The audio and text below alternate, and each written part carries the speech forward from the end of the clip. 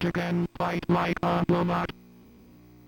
From arcade hits to cult classics, the Atari 5200's small library was surprisingly strong. Yes, as we've discussed in the past.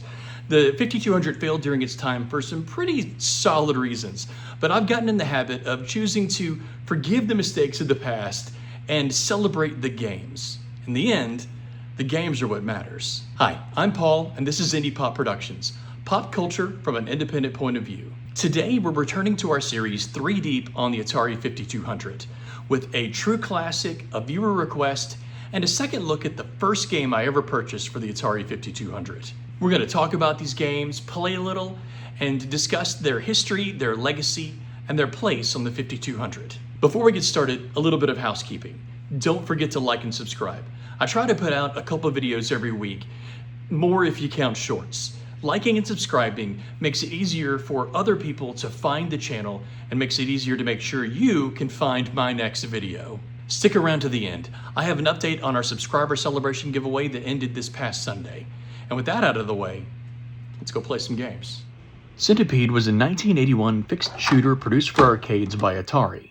Like Pac-Man, it was designed with the goal of drawing more women to arcades, and did so successfully with an estimated 50% of the player base being female. You control an insect-like creature referred to as the Bug Blaster.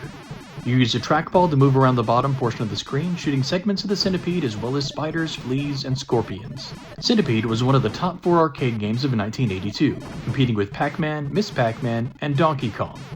Tough year. Ports were made for all of Atari's original trilogy of consoles, its 8-bit computers, and just about every other console on the market during that era. The 5200 version was released in February of 1983. It is miles better than the 2600 port and can be played with the system's trackball controller for even more arcade accuracy. But as I've said before, those things are expensive, and I don't have one. The sequel, Millipede, was released in 1982 and is considered by many to be superior to the original. A fantasy role-playing spin-off was developed for the Jaguar but never released. Same with Centipede X for the Nintendo 64 a few years later. Thankfully, a 3D remake did make it to market in the late 90s, followed by Centipede and Festation for the 3DS and the Wii. Then in 2019, Centipede returned to arcades with Centipede Chaos. More recently, the game was given a glow-up with Atari's Recharged collection. There have been board games and comic books. References to the game can be found in everything from James Bond to the Stokes single Reptilia, and even Lego. Centipede remains one of the most beloved and influential games of all time, and in 2020, it was inducted into the Strong National Museum of Play's World Video Game Hall of Fame. Berzerk. First and foremost, it has the voice. I don't think I can stress enough how important that is to me.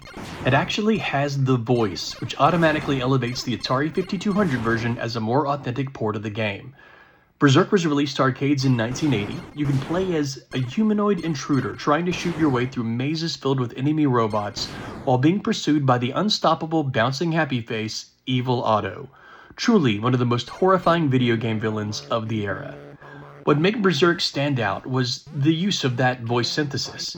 Sound on early arcade games was fairly basic. Berzerk was one of the first cabinets to feature a voice. It contained phrases like intruder alert, the humanoid must not escape, and my personal favorite, chicken, fight like a robot. The arcade was a pretty big hit for Stern Electronics, a smaller player in the gaming scene, and was ported to the Atari 2600, Atari 5200, and the Vectrex. Berzerk was released for the 5200 in February of 1984, putting it towards the end of the console's short life. Having played the arcade ROM recently, the 5200 port feels a little sluggish. But compared to the original 2600 version, which does not have the voice synthesis at all, it is a breath of fresh air.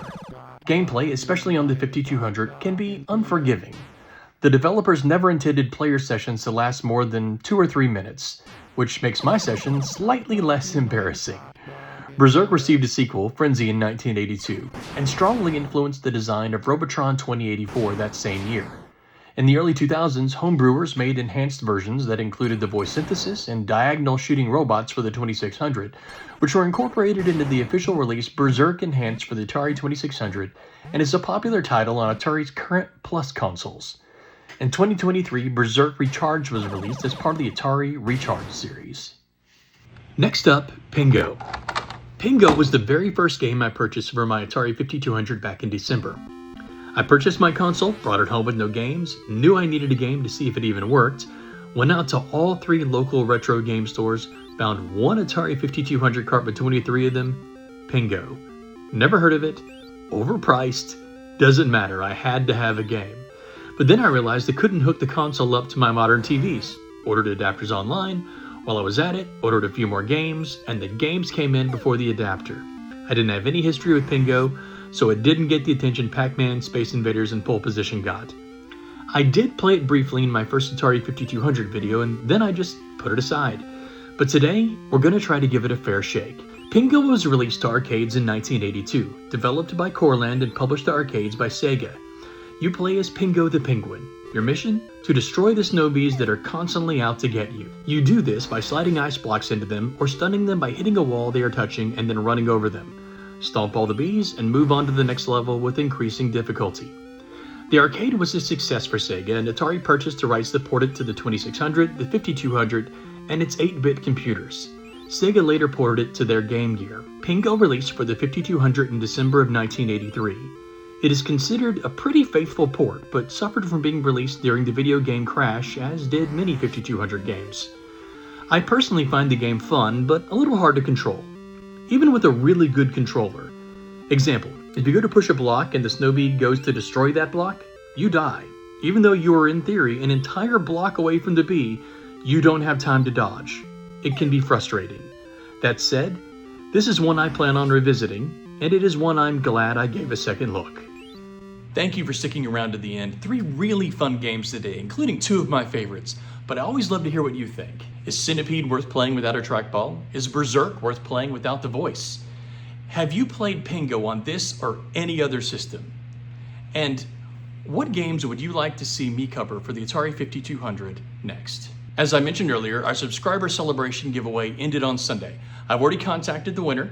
If you go back and look at that original video, you can see in the comments who won. I will get that GameSir Pocket Taco mobile controller out to them as soon as I can. The goal of the giveaway and the celebration was to hit 100 subscribers, but we were well past that by the end of the contest.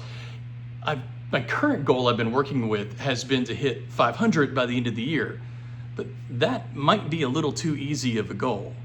That said, I can't do it without you. So please don't forget to like and subscribe. Interact with this content in any way you can. And as always, I'll see you next time.